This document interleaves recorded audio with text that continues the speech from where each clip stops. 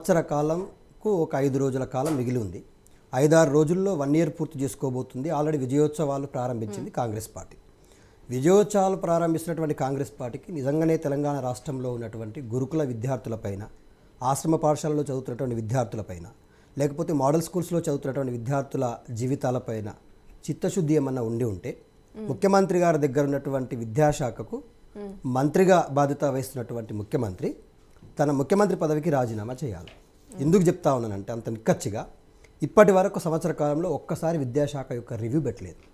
తెలంగాణ రాష్ట్రంలో ఉన్నటువంటి 1146 రెసిడెన్షియల్ స్కూల్కి సంబంధించిన విద్యార్థుల్లో సంవత్సర కాలంలో 48 మంది విద్యార్థులు అస్తవతకు గురై మానసిక ఒత్తిడితో అక్కడ ఉన్నటువంటి పరిస్థితులను తట్టుకోలేక ఆత్మహత్య చేసుకున్నటువంటి విద్యార్థులు నెలకు 3 చొప్పున ఈ సంవత్సర కాలంలో 48 మంది విద్యార్థులు చనిపోయారు. మొన్నటికి మొన్న బాసరా ట్రిబుల్-ఐటీలో ఒక విద్యార్థిని ఆత్మహత్య చేసుకుంది. అంతకుముందు మనం చూసాం అదే నిర్మల్ జిల్లాలో ఉన్నటువంటి గురుకుల విద్యాలయంలో ఒక మైనార్టీ విద్యార్థి ఇద్దరు మధ్య గొడవ జరిగి ఒక విద్యార్థి చనిపోయాడు. ఇవాళ వాంకిడిలో ఉన్నటువంటి ఒక శైలజ అనేటువంటి ఒక ఆదివాసీ బిడ్డ, ఇవాళ సీతక్క గారు మాట్లాడుతున్నారు వెగరస్గా. నేను అడుగుతా ఉన్నాను సీతక్క గారిని, మీరు ఒక ఆదివాసీ బిడ్డే కదా, మీరు ఒక ఆదివాసీ బిడ్డ అయ్యుండి ఒక పేద నిరుపేద కుటుంబానికి సంబంధించినటువంటి ఒక ఆదివాసీ బిడ్డ ప్రభుత్వ నిర్లక్ష్యం వల్ల, అధికారుల నిర్లక్ష్యం వల్ల పెట్టేటువంటి ఫుడ్లో అది పాయిజన్ అయినటువంటి ఫుడ్డా లేకపోతే కలుషితమైనటువంటి ఫుడ్డా ఏదో నిర్ధారించకుండా 20 రోజులుగా ఒక ప్రభుత్వ ఆసుపత్రిలో ట్రీట్మెంట్ తీసుకుంటున్నటువంటి ఆదివాసీ బిడ్డను ఒక్కసారి కూడా తొంగి చూడని సీతక్క ఇవాళ ఏ ముఖంతో మాట్లాడుతుందండి? నిజంగానే సీతక్కకే చిత్తశుద్ధి ఉంటే చనిపోయినటువంటి ఆడబిడ్డ ప్రాణాన్ని తీసుకురాగలుగుతుందా? తీసుకురాలేదు కదా. పోనీ ఆ కుటుంబానికి భరోసా అయినా ఇచ్చారా? కలిశారా? పరామర్శించారా? 20 రోజులుగా నిమ్స్ ఆసుపత్రిలో ప్రాణాలతో కొట్టుమిట్టాడుతుంటే ఆ బిడ్డ వైపు ముఖ్యమంత్రి గారు కానీ యాజ్ ఎ విద్యాశాఖ మినిస్టర్గా, రెస్పాన్సిబుల్ క్యాబినెట్ మినిస్టర్గా ఆయన తీసుకున్న బాధ్యత విద్యాశాఖ మంత్రి నేనే అని చెప్పుకుంటా ఉన్నాడు కదా. మరి ఒక విద్యాశాఖ మంత్రిగా మీరు ఏ ఒక్క రోజైనా ఈ విద్యార్థుల అస్వస్థకు గురైతే పరామర్శించారా? మాగనూరులో నీ సొంత జిల్లా అండి, ఉమ్మడి మహబూబ్నగర్ జిల్లాలో ఒకసారి కాదు 2 సార్లు కాదు 3 దఫలుగా ఒకే విషయం రిపీటెడ్గా జరుగుతున్నప్పుడు, ఫుడ్ పాయిజనింగ్ ద్వారా విద్యార్థులు అస్వస్థకు గురై ప్రాణాల మీదకి తెచ్చుకుంటున్నప్పుడు నీ చిత్తశుద్ధి ఏది? నీ యొక్క అజమాయిషి ఏది? నీ యొక్క కంట్రోలింగ్ ఏది? నువ్వు ఎవరిపైన చర్యలు తీసుకున్నావు? ప్రెస్ మీట్లు పెట్టి మాట్లాడడం కాదు కదా. ఈ మళ్ళీ ఇంత తప్పుడు పని చేసిన తర్వాత ప్రభుత్వం మొత్తం పేద ప్రజలందరూ కూడా ప్రభుత్వాన్ని నివ్వెరబోసి తిడుతూ ఉంటే మళ్ళీ ప్రతిపక్షాల మీద మాట్లాడడం, ప్రతిపక్షాలకు అంటగట్టే ప్రయత్నం చేయడం. మీరు అధికారంలోనే ఉన్నారా లేకపోతే ఇంకా ప్రతిపక్షంలో ఉన్నారని అనుకుంటున్నారా? మీరు అధికారంలోనే ఉంటే మీ అధికారులు చేసిన నిర్లక్ష్యం వల్ల జరిగిందా? ప్రభుత్వ సప్లయింగ్ మీద ఆజమాయిషీ లేక జరిగిందా? కానీ ఈ ప్రభుత్వానికి, కాంగ్రెస్ ప్రభుత్వానికి ఎస్సీ ఎస్టీ బీసీ మైనార్టీ వర్గాల పిల్లలన్నా, వాళ్ళ చదువులన్నా, వాళ్ళ బాగోగులన్నా, వాళ్ళ జీవితాలన్నా తెగిపోయిన గాలిపటంలాగా ఇవాళ ప్రవర్తిస్తూ ఉన్నారు.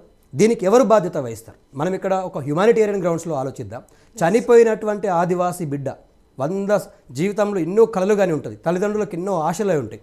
ఆ శైలజ జీవితాన్ని ఎవరు తీసుకొస్తారు? ఇవాళ చాలామంది విద్యార్థులు గతంలో కేసీఆర్ ప్రభుత్వంలో ఇవాళ మాట్లాడుతూ ఉన్నారు శ్రీనివాసరావు గారు. కేసీఆర్ ప్రభుత్వం గత 10 సంవత్సరాలుగా చేసిన నిర్లక్ష్యం అంటా ఉన్నారు. మేము కదా గురుకుల విద్యాలయాల మీద చిత్తశుద్ధిని చూపించిన, గురుకుల పాఠశాలలో చదివినటువంటి మలావత్ పూర్ణ ఆనంద్ అనేటువంటి ఒక ఆదివాసీ బిడ్డను దేశంలోనే ప్రపంచంలో ఎత్తైన ఎవరెస్ట్ శిఖరాన్ని ఎక్కించినాం. అదే గురుకుల రెసిడెన్షియల్ స్కూల్లో చదివిన విద్యార్థులు ఆక్స్ఫర్డ్లో PhD చేస్తూ ఉన్నారు. తెలంగాణ రాష్ట్రంలో నిర్వహించినటువంటి ఎంసెట్ మెడిసిన్ నీట్ ఎగ్జామ్స్లో ర్యాంకులు సాధించి డాక్టర్లు అయ్యారు, ఇంజనీర్లు అయ్యారు, సగర్వంగా చెప్పుకుంటా ఉన్నారు. Yes we are proud belongs to Telangana residential society నుంచి వచ్చినటువంటి విద్యార్థులు అని చెప్పుకుంటా ఉన్నారు. మాకు కదా చిత్తశుద్ధి ఉంది. ఒక్కొక్క విద్యార్థి మీద 1,20,000 రూపాయలు ఖర్చు పెట్టి ప్రతి విద్యార్థి తల్లిదండ్రులు కూడా గర్వంగా నా కొడుకు గురుకుల రెసిడెన్షియల్లో చదువుతున్నాడు. కేసీఆర్ కాలంలో గురుకులాలలో విద్యార్థులకు సీట్ల కోసం మాలాంటి నాయకుల దగ్గరికి వచ్చి అడిగేవాళ్ళు, సార్ మా పాపను చదివిస్తాం, మా పరిస్థితి బాగాలేదు. ఇవాళ కార్పొరేట్ విద్యకు దీటుగా గురుకులాలు పనిచేసిన ఈ కేసీఆర్ ప్రభుత్వంలో అయితే ఇవాళ కార్పొరేట్ విద్యా వ్యవస్థను బ్రతికించాలని నాకేమనిపిస్తూ ఉందంటే, చంద్రబాబు నాయుడు జేబుల్లో నుంచి ముఖ్యమంత్రి అయినటువంటి రేవంత్ రెడ్డి గారికి ఈ ప్రాంతంలో ఉన్నటువంటి ఆ పార్టీకి సంబంధించిన నాయకుల కార్పొరేట్ విద్యా వ్యవస్థని పెంచి పోషించాలంటే ప్రభుత్వ విద్యా వ్యవస్థను నీరుగార్చాలా. ఇవాళ అందులో చదువుతున్నటువంటి పేద విద్యార్థుల జీవితాలు గాలిపటమైపోయినా, తెగిపోయినా, చనిపోయినా వాటిపైన సమీక్షలు ఉండవు. నిర్లక్ష్యానికి కారణమైనటువంటి నాయకుల మీద చర్యలు ఉండవు. ఇవాళ ఎందుకంటా ఉన్నామంటే నారాయణ శ్రీ చైతన్య అనేటువంటివి ఇవాళ అక్కడ ఉన్నటువంటి నాయకులు కాబట్టి చంద్రబాబు నాయుడు చెప్తే PCC ప్రెసిడెంట్ అయిన రేవంత్ రెడ్డి గారు, చంద్రబాబు నాయుడు సాయం వల్లనే ఇవాళ ఈ తెలంగాణ రాష్ట్రానికి ముఖ్యమంత్రి అయినటువంటి రేవంత్ రెడ్డి గారు ఈ తెలంగాణ ప్రజల ఆకాంక్షల కోసం, హక్కుల కోసం, అవసరాల కోసం పాటుపడే అనేటువంటిది స్పష్టంగా కనిపిస్తూ ఉంది. తీసుకున్న ప్రతి నిర్ణయాన్ని వెనక్కి తీసుకోవడం అంటే అవగాహన లేని, ఆలోచన లేని, అసలు ఏ నిర్ణయం తీసుకుంటే ప్రజలకు బాగుపడుతుంది అనేటువంటి సోయి లేని పనులు చేస్తూ ఉన్నావు కాబట్టి నీ గ్రాఫ్ ముమ్మాటికి 100% పడిపోయింది. ఇవాళ ట్రస్ట్ లెస్ చీఫ్ మినిస్టర్ ఎవరైనా ఉన్నారంటే దట్ ఇస్ రేవంత్ రెడ్డి అని. ఎందుకు చెప్తా ఉన్నానంటే ఇంత ఆవేశంగా, ఇవాళ తెలంగాణ ప్రజలు చాలా ఆశయాలతో ఆకాంక్షలతో ఒక అవకాశం ఇచ్చారు నీకు. చాలా తక్కువ వయసులోనే, తక్కువ పోరాటంలోనే నువ్వు పారాషూట్ వేసుకొని వచ్చినవా, చంద్రబాబు నాయుడు చెప్తే పీసీసీ ప్రెసిడెంట్ అయినవా, ముఖ్యమంత్రి అయినవా, కానీ ఈ వర్గాలకు చేసేటువంటి ఒక గొప్ప అవకాశం కాంగ్రెస్ పార్టీని ఇన్ఫ్లుయెన్స్ చేసే శక్తి సిబిఎన్కి ఉందంటారా మీరు? ఎందుకు లేదండి. చంద్రబాబు నాయుడు అనేటువంటి వ్యక్తి జాతీయ రాజకీయాలను శాసించేటువంటి స్థాయిలో ఉన్నటువంటి వ్యక్తి. గతంలో 2018లో ఇదే కాంగ్రెస్ పార్టీతో చెయ్యి కలిపి ఈ తెలంగాణ ప్రాంతంలో మళ్ళీ వచ్చి ప్రచారం చేసి మా పార్టీని ఓడగొట్టాలని ప్రయత్నం చేసినటువంటి వ్యక్తి. ఖచ్చితంగా చంద్రబాబు నాయుడు ప్రియ శిష్యుడు రేవంత్ రెడ్డి అనేటువంటి వ్యక్తి సగం తెలంగాణ సగం ఆంధ్ర అండి. ఉన్న ఒక్కగానొక కూతుర్ని ఆంధ్రకిచ్చి ఆంధ్ర అల్లుని తెచ్చుకున్నాడు. కాబట్టి ఆంధ్ర అల్లుని కోసం ఇవాళ ఏదైతే లఘుచర్లలో ఫార్మా కంపెనీ పెట్టాలనేటువంటి కుట్రలు దాగి ఉన్నాయో, ఇవాళ ఏదైతే ఆదిలాబాద్ జిల్లా నిర్మల్లో ఉన్నటువంటి గిల్వాలాపూర్లో ఉద్దేశం అంటే ఆంధ్రాని పూర్తిగా బహిష్కరిస్తారా? ఆంధ్రాకి సంబంధించి ఏ సంబంధాలు పెట్టుకోకూడదా? ఎందుకు మేము ఏమంటా ఉన్నామంటే మా పోరాటం అన్యాయాలపైన, మా ఆరాటం మా తెలంగాణ ప్రజలకు న్యాయం జరగాలని. విద్య, ఉద్యోగ, వైద్యం, వనరులు, పెట్టుబడులు ఈ ప్రాంతంలో ఉన్నటువంటి అస్తిత్వం పైన మా ఆధిపత్యం ఉండాలి. ఈ తెలంగాణ ప్రాంతంలో ఉన్న ప్రతి అంశం పైన తెలంగాణ బిడ్డల ఆధిపత్యం ఉండాలి. తెలంగాణ బిడ్డ అని చెప్పుకుంటూ అంటే జేబుచాటు వ్యక్తిలాగా లేకపోతే తెరచాటు వ్యక్తిలాగా మిగతా వాళ్ళ ఆశయాల కోసం ఆకాంక్షల కోసం పనిచేసే వ్యక్తి ఈ రాష్ట్రానికి ముఖ్యమంత్రి ఉంటే తీసుకునే నిర్ణయాలన్నీ కూడా తెలంగాణ ప్రజలపైన చిన్నాభిన్నం చేస్తాయి. ఎందుకు ఇంత గట్టిగా ఇంత బలంగా చెప్తా ఉన్నామంటే దీప గారు, తెలంగాణ రాష్ట్రం కోసం, తెలంగాణ ఉద్యమం కోసం ఏనాడు జై కొట్టని నాయకుడు ఈ తెలంగాణ రాష్ట్రానికి ముఖ్యమంత్రి అయ్యాడు. ముఖ్యమంత్రి పదవి తెలంగాణ ప్రజల ఓటు భిక్షతో వచ్చినప్పటికీ ప్రమాణ స్వీకారం రోజు కూడా తెలంగాణకు జై కొట్టనటువంటి వ్యక్తి రేవంత్ రెడ్డి గారు. తెలంగాణ ఉద్యమకారులపైకే బుల్లెట్ని, గన్నుని ఎక్కుబెట్టి తెలంగాణ ఉద్యమకారులను కూడా కాలుస్తాని మీసం మలేసినటువంటి వ్యక్తి రేవంత్ రెడ్డి. ఇవాళ ఇలాంటి వ్యక్తులు తెలంగాణ రాష్ట్రాన్ని సందర్భం ఏంటి? ఏ సందర్భము? తెలంగాణ వ్యక్తులని మీసం మెలేసారా? ఆయనకి జరిగిన అన్యాయం, ఆయన పడిన బాధ నుండి నేనేమంటున్నానండి, ఆ సందర్భం వేరు, ఈ సందర్భం వేరు. తెలంగాణ విషయంలో, తెలంగాణ హక్కుల విషయంలో, తెలంగాణ ఆకాంక్షల విషయంలో, తెలంగాణ పరిస్థితుల విషయంలో, తెలంగాణ పోరాటాల విషయంలో ఏ రోజు గౌరవంగా పనిచేసినటువంటి వ్యక్తి కాదు రేవంత్ రెడ్డి గారు.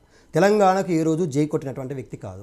తెలంగాణ ప్రజల ఓటుతో ముఖ్యమంత్రి అయిన ప్రమాణ స్వీకారం రోజు జై తెలంగాణ అనే వ్యక్తికి తెలంగాణ మీద ఏ మమకారం ఉంటుందండి? మేము అనేది ఏంటంటే ఈ తెలంగాణ కానీ అదే తెలంగాణ ప్రజలు ఖచ్చితంగా రేవంత్ రెడ్డి గారే ఉండాలి అన్నట్లుగా ఓట్లు వేసి ఆయన గెలిపించారు, అధికారాన్ని కట్టబెట్టారు. కాంగ్రెస్ పార్టీ వైపు చూసారా లేదా? నేను ఒక లెక్కలతో సహా చెప్తాను. తెలంగాణ ప్రజలు రేవంత్ రెడ్డికి ఓటేయలేదు. తెలంగాణ ప్రజలు తెలంగాణ ఆకాంక్షలు ఇచ్చినటువంటి కాంగ్రెస్ పార్టీకి ఒక అవకాశం ఇద్దాం, మార్పుని కోరుకున్నారు అనుకున్నారు కదా. ఆ మార్పులో భాగంగా కాంగ్రెస్ పార్టీ ఎందుకు ఇవ్వలేదో చెప్తాను. రైట్, మంచి ప్రశ్న అడిగారు. మొదటిసారి ఇవ్వకపోవడానికి కారణం తెలంగాణ విషయంలో మా నాయకుడు కేసీఆర్ గారు చాలా స్పష్టంగా కాంగ్రెస్ పార్టీ అధిష్టానానికి కొన్ని కండిషన్స్ పెట్టిండ్రు. అక్కడ ఉన్నటువంటి నాయకులు కేసీఆర్ గారిని విశ్వసించడంలో కావచ్చు, లేకపోతే వాళ్ళకి ఏదైనా ఇబ్బంది అనిపించిందో కానీ మా నాయకుని నడవలో కానీ మా నాయకుడి నాయకత్వంలో పనిచేయడానికి ఒప్పుకోలేదు కాబట్టి అది చిట్లిపోయింది. ఇప్పుడు ఏమైంది? కేసీఆర్ గారు స్వచ్ఛందంగా వచ్చారు, తెలంగాణ రాష్ట్రంలో పార్టీ ముందుకు తీసుకెళ్లారు, ప్రజల ముందుకు వెళ్ళారు, ఓటు అడిగారు, గెలిచారు, అధికారంలోకి వచ్చి కూర్చున్నాం. ఫస్ట్ 5 సంవత్సరాలు 2014 నుంచి 2018 వరకు. 2018 నుంచి 2023 వరకు మేము ఎన్నికలకు పోయే సమయానికి చంద్రబాబు నాయుడు ఎవరితో ఉన్నారు? చంద్రబాబు నాయుడు కాంగ్రెస్ పార్టీతో చెట్టాపట్టాలు వేసుకొని తెలంగాణ రాష్ట్రంలో ప్రచారం చేసిండ్రు కదా. మళ్ళీ తెలంగాణ ప్రజలు కాంగ్రెస్ పార్టీని ఎట్లా నమ్ముతారండి? మీరు చెప్పండి. ఇప్పుడు కాంగ్రెస్ పార్టీ ఎవరి చెప్పు చేతుల్లోకి వెళ్ళింది? ఆంధ్రలో అధికారంలో ఉన్న చంద్రబాబు నాయుడు తెలంగాణలో వచ్చి కాంగ్రెస్ పార్టీకి పెట్టుబడి పెడుతూ కాంగ్రెస్ ప్రచారానికి భాగస్వామ్యం అయితే తెలంగాణ ప్రజలు ఎట్లా విశ్వసిస్తారండి? ముమ్మాటికి తెలంగాణ ప్రజలు రాష్ట్రం కోసం ప్రాణాలను సైతం తెగించి తన ప్రాణాలనే తెలంగాణ రాష్ట్రం కోసం పెట్టినటువంటి పనంగా పెట్టినటువంటి నాయకుడి వైపు నిలబడ్డారు. ఇంకోటి చెప్తా ఉన్నాను, ఈరోజు తెలంగాణ ప్రజలు దీక్షా దివాస్ చేసుకుంటున్నారు. తెలంగాణ ఆకాంక్షలను నెరవేర్చిన రోజు, తెలంగాణ ఆత్మగౌరవాన్ని నిలబెట్టిన రోజు. చాలా పార్టీలకు రాజకీయ అవసరం అది కేసీఆర్ని ప్రశ్నించడం, కేసీఆర్ని నిందించడం, కేసీఆర్ని దూషించడం. కానీ తెలంగాణ ప్రజలకు తెలుసు వాట్ ఈజ్ కేసీఆర్ అని. ఎందుకు ఇంత బలంగా ఇంత దృఢంగా చెప్తా ఉన్నామంటే, నాడు కేసీఆర్ అనేటువంటి వ్యక్తి దీక్షా దివాస్ పేరు మీద తెలంగాణ ఉద్యమంలోకి దూకి ఆ దీక్ష అనేటువంటిది ప్రారంభించకపోయి ఉంటే తెలంగాణలో రాజకీయ పరిస్థితులు వేరేగా ఉండేవి. మీకు ఇంకోటి కూడా చెప్తా ఉన్నాను, కేసీఆర్ అనేటువంటి వ్యక్తి ఏ రోజు రేవంత్ రెడ్డి లాగా పదవుల కోసం పాకులాడినటువంటి చరిత్ర కాదండి. పదవులను దాని గురించి మాట్లాడాలంటే మళ్ళీ చాలా డీటెయిల్స్ లోకి వెళ్ళాలి. నేను ఎందుకు చెప్పాల్సి వస్తుందంటే the day speciality, what is the speciality of today అంటే నేను చెప్తా ఉన్నా దీక్షా దివాస్. తెలంగాణ రాష్ట్రంలో ఉన్న ప్రతి వ్యక్తి సగర్వంగా గుండెల మీద చేయి చెప్పుకుంటాడు, నేను తెలంగాణ వాదిని. ఎస్, ఈరోజు మా తెలంగాణ ఆకాంక్షలు నెరవేరిన రోజు. కేసీఆర్ని దీక్షా దివాస్ రోజు అరెస్ట్ చేయడం వల్ల నిమ్స్ ఆసుపత్రిలోకి వెళ్ళి దాదాపుగా 12 రోజులు తన దీక్ష చేస్తే ప్రాణాలకు తెగించి డిసెంబర్ 9, 2009 రోజు తెలంగాణ ప్రకటన రావడానికి కారణమైన రోజు దీక్షా దివాస్. కాబట్టి ఇంకొక విషయం చెప్తా ఉన్నాను దీప గారు, ఎందుకు ఇంత బలంగా చెప్తామంటే చాలామంది నాయకులు తెలంగాణ ఉద్యమాన్ని తమ భుజస్కంధాల మీదకి ఎత్తుకున్నారు. ఇదే కాంగ్రెస్ పార్టీ 1952లో 1956లో ఇడ్లీ సాంబార్ గోపాక్ ఉద్యమం, ముల్కీ నాన్ ముల్కీ ఉద్యమం కావచ్చు, 1969లో ఏదైతే తెలంగాణ ప్రత్యేక రాష్ట్ర ఉద్యమం జరిగినప్పుడు 369 మంది విద్యార్థులను ఊచకూత కోసిన కాసు బ్రహ్మానందరెడ్డి వారసత్వ పార్టీయే కదా ఈ కాంగ్రెస్ పార్టీ. ఆనాడు విద్యార్థులను బలిదానం చేసుకుంది, ఆనాడు విద్యార్థులను చంపింది. 2009లో కూడా ఇచ్చిన తెలంగాణను ఇచ్చినట్టే ఇచ్చి 2009 డిసెంబర్ 23 నాడు వెనక్కి తీసుకోవడం వల్ల గజనీ పాత్ర పోషించినటువంటి చిదంబరంతో మళ్ళీ రెండో ప్రకటన చేయించి తెలంగాణ రాష్ట్రం ఆంధ్రవాదుల లేకపోతే విభజనని వ్యతిరేకించేవాదుల సమైక్యవాదుల ఏదో ఒక పేరు మీద అక్కడికి వెళ్ళి కాంగ్రెస్ పార్టీ నాయకత్వాన్ని ఇన్ఫ్లుయెన్స్ చేసి ఇచ్చిన తెలంగాణని వచ్చిన తెలంగాణని వాపస్ తీసుకోవడం వల్ల 2009లో రెండో ప్రకటన వచ్చిన తర్వాత దాదాపుగా 1200 మంది విద్యార్థులు ఆత్మ బలిదానం చేసుకున్నారు కానీ మరి ఇంతమంది బలిదానం చేసుకున్న విద్యార్థుల చావులకు కారణమైంది కాంగ్రెస్ పార్టీయే కదా. నాడు 1969లో 369 మంది చంపింది కాంగ్రెస్ పార్టీ. నేడు 2009లో ఇచ్చిన తెలంగాణను వాపస్ తీసుకొని మళ్ళీ రెండో ప్రకటన చేయడం వల్ల నిర్లక్ష్యం వల్ల జరిగిన ఆత్మ బలిదానాలకు కారణం తెలంగాణలో కాంగ్రెస్ పార్టీయే కదా. అయితే ఇక్కడ విషయం ఏంటంటే ఏదైతే 2009లో ఆ ప్రకటన చేసిన తర్వాత జరిగిన పరిణామాల క్రమంలో 2014 వరకు తెలంగాణ ప్రజలు నిరీక్షించాల్సి వచ్చింది కదా. జూన్ 2, 2014 వరకు నిరీక్షించాల్సి వచ్చింది కదా. ఈ పరిణామ క్రమంలో ఎవరేందో తెల్లమైపోయింది. తెలంగాణ ప్రజలు ఎవరి వైపు నిలబడాలా? ఉద్యమకారుడి వైపు నిలబడాలా? తెలంగాణ కోసం జానారెడ్డి, చిన్నారెడ్డి లాంటి వాళ్ళు తెలంగాణ ఉద్యమం మాట్లాడడం, ఆ వాదాన్ని భుజానికి ఎత్తుకోవడం, పదవులు రాగానే ఆ ఉద్యమాన్ని పక్కన పడేసి పదవులు తీసుకొని పారిపోవడమే కదండి. కానీ కేసీఆర్ ఏమన్నాడు నాడు, నేను ఒకవేళ తెలంగాణ ఉద్యమాన్ని పక్కన పెడితే నన్ను రాళ్లతో కొట్టి చంపండి అన్నాడు. ఆ మాట మీద నిలబడ్డాడు. దీక్షా దివాస్ రోజు చేసిన మాట ఏంది? నేను సచ్చుడో అంటే కేసీఆర్ సచ్చుడో తెలంగాణ వచ్చుడో అన్న మాట నిజమైందా? కేసీఆర్ చావకుండానే తన ప్రాణాలను సైతం పణంగా పెట్టి తెలంగాణ రాష్ట్రం సాధించిన నాయకుడు ఈ తెలంగాణ రాష్ట్రానికి ముఖ్యమంత్రి అయితే 60 సంవత్సరాలుగా జరగని అభివృద్ధి, 60 సంవత్సరాలుగా తెలంగాణ ప్రజలు చూడని డెవలప్మెంట్ని మేము కళ్ళారా చూస్తున్నాం కదా. చరిత్ర నిలువెత్తు సాక్ష్యంగా ఉంది కదా. హైదరాబాద్ ఈజ్ ద విశ్వనగరం. హైదరాబాద్ని మేము గ్లోబల్ సిటీగా చేయాలనుకున్నాం, చేసి చూపించాం కదా. చెప్తాను నేను మీకు, ఎందుకు చెప్తాను అంటే ఇంత బలంగా. కానీ ఈ విషయంలో కేటీఆర్ గారు ఏం మాట్లాడారు? ఇదేదో చంద్రబాబు నాయుడు గారు డెవలప్ చేసింది అంటున్నారు. కాదు ఇది ఎప్పుడో డెవలప్ అయిపోయిన మహానగరం అని కేటీఆర్ గారే స్వయంగా చెప్పారు. ఆ డీటెయిల్స్ హైదరాబాద్కు ఒక నిమిషం, హైదరాబాద్కు జెన్యూన్గా స్వతహాగా భౌగోళికంగా హైదరాబాద్ అనేటువంటిది మీరో నేనో డెవలప్మెంట్ చేస్తే చేయాల్సిన పరిస్థితులు ఏం లేవు. తెలంగాణకే స్వతహాగా డెవలప్మెంట్ లక్షణాలు ఉన్నాయి. అయితే అందులో నాయకులు తీసుకునే నిర్ణయాలు ఖచ్చితంగా ప్రభావం చూపిస్తాయి. మేమెందుకు ఇంత బలంగా చెప్తా ఉన్నామంటే ఒక మచ్చుకు ఒక 2 నిమిషాలు చెప్పి మిగతా వాళ్ళకి ఇస్తా. ఎందుకంటున్నంటే తెలంగాణ రాష్ట్రం మీద 60 సంవత్సరాలు మిగతా నాయకులు ఏదైతే సమైక్యవాదులు వచ్చి ఈ రాష్ట్రాన్ని పాలించినరో వాళ్ళకు తెలంగాణ రాష్ట్రం మీద సవితి తల్లి ప్రేమ ఉండే. విద్యలో, ఉద్యోగాలలో, రాజకీయ అవకాశాలలో, తెలంగాణ ప్రాంతంలో ఉన్నటువంటి పెట్టుబడుల విషయంలో, ప్రాజెక్టుల విషయంలో, నిధుల విషయంలో, వ్యవసాయానికి ఇచ్చినటువంటి ప్రాజెక్టుల విషయంలో కావచ్చు, ఇరిగేషన్ డిపార్ట్మెంట్లో కావచ్చు, ప్రతి దాంట్లో వాళ్ళు మా పైన సవితిపల ప్రేమ చూపించారు. తెలంగాణ రాష్ట్రంలో హైదరాబాద్ కేంద్రంగా వచ్చినటువంటి రెవెన్యూ మొత్తం మిగతా ప్రాంతాలకు తరలిపోయింది. అందుకే కదండి మేము 14Fకు వ్యతిరేకంగా ఉస్మాన్ యూనివర్సిటీలో ఉన్నటువంటి విద్యార్థులం హైదరాబాద్ ఫ్రీ జోన్ కాదురా నాయన, మా తెలంగాణలో భాగం, హైదరాబాదే భవిష్యత్ తెలంగాణకు క్యాపిటల్ సిటీ అవుతుందని చెప్పినాం. ఆ ఉద్యమం నుంచే మలిదశ తెలంగాణ ఉద్యమం బట్టి కేసీఆర్ దీక్ష దివాసం చేసి తెలంగాణ రాష్ట్రం సాధించుకున్న తర్వాత హైదరాబాద్ని రికార్డు సమయంలో కేవలం 9.5 సంవత్సరాలలో 60 సంవత్సరాలలో చూడని అభివృద్ధి చూసినాం. రికార్డు సమయంలో 36 ఫ్లైఓవర్లు, 12 అండర్ బ్రిడ్జ్లు కట్టి హైదరాబాద్ ఇవాళ ట్రాఫిక్ ఫ్రీ నగరంగా చేసినాం. మల్లన్న సాగర్ నుంచి 50 TMCల వాటర్ తీసుకొచ్చి హైదరాబాద్లో ఉన్నటువంటి ఫార్మా కంపెనీలకు, ఇండస్ట్రీలకు, మిగతా రంగాలకు, తాగునీరుకు 1.5 కోటి జనాభా ఉన్నటువంటి హైదరాబాద్లో విపరీతంగా స్పీడ్గా డెవలప్ అవుతున్నటువంటి మిగతా ప్రాంతాలకు కూడా తాగునీరు, సాగునీరు అందించడం. ఇదే కాదు, తెలంగాణలో 24/7 ఎక్కడైనా కరెంటు పోతుందేమో దేశంలో, కానీ నా హైదరాబాద్లో కరెంటు పోదు. పవర్ గ్రీడ్గా చేసినాం. ప్రౌడ్గా చెప్పుకుంటాం. దేశంలో చూడండి, గుర్తుపెట్టుకోండి, లండన్ నగరంలోనే కమాండ్ కంట్రోల్ ఉంది. నా తర్వాత నా తెలంగాణలో హైదరాబాద్లోనే కమాండ్ కంట్రోల్ ఉంది. తెలంగాణ ప్రజలను, ఆడపడుచులను కంటికి రెప్పలా కాపాడుకోవడం కోసం 100 సంవత్సరాల తెలంగాణ ఊహించి నిర్మించి కట్టినటువంటి కమాండ్ కంట్రోల్ రూమ్ ఇవాళ తెలంగాణలో ఆడపడుచులు కిడ్నాప్ అయితే విదిన్ 2 అవర్స్లో మనం రికవరీ చేయగలుగుతాం, పట్టుకోగలుగుతున్నాం. అంటే నేను ఏమనేది ఏంటంటే చిత్తశుద్ధి ఉన్న నాయకుడు. ఇవాళ ఇది సెక్రటరియట్ కట్టుకున్నాం. తెలంగాణ రాష్ట్రం అంబేద్కర్ గారు చెప్పినట్టుగా చిన్న రాష్ట్రాల విభజనతోనే దేశం అభివృద్ధి చెందుతుందంటే ఆయనకు నిలువెత్తు సాక్షిగా మనం 125 అడుగుల విగ్రహాన్ని కట్టినాం. ఎక్కడ కూడా నా తెలంగాణ ఈ 9.5 సంవత్సరాల్లో నిర్లక్ష్యం కాబడలేదు. నేను ఇంకోటి చెప్తా ఉన్నాను, తెలంగాణ రాష్ట్రంలో 33 జిల్లాలో ఎక్కడికి వెళ్ళినా ఇంటిగ్రేటెడ్ కలెక్టరేట్లు కట్టినాం, ఇంటిగ్రేటెడ్ మార్కెట్లు కట్టినాం. గ్రామీణ ప్రాంతంలోకి వెళ్తే ప్రకృతి వనాలు, పల్లె వనాలు. నా గ్రామం ఒకప్పుడు ఎడారిని తలపించింది. నా గ్రామం ఒకప్పుడు ఎండిపోయినటువంటి పొలాలతో తల్లడిల్లింది. ఇవాళ నా కేసీఆర్ వచ్చిన తర్వాత గోదావరి కృష్ణమ్మలను ఒడిసి పట్టుకొని నా పొలాల్లోకి తరలించుకున్నాం కదమ్మా.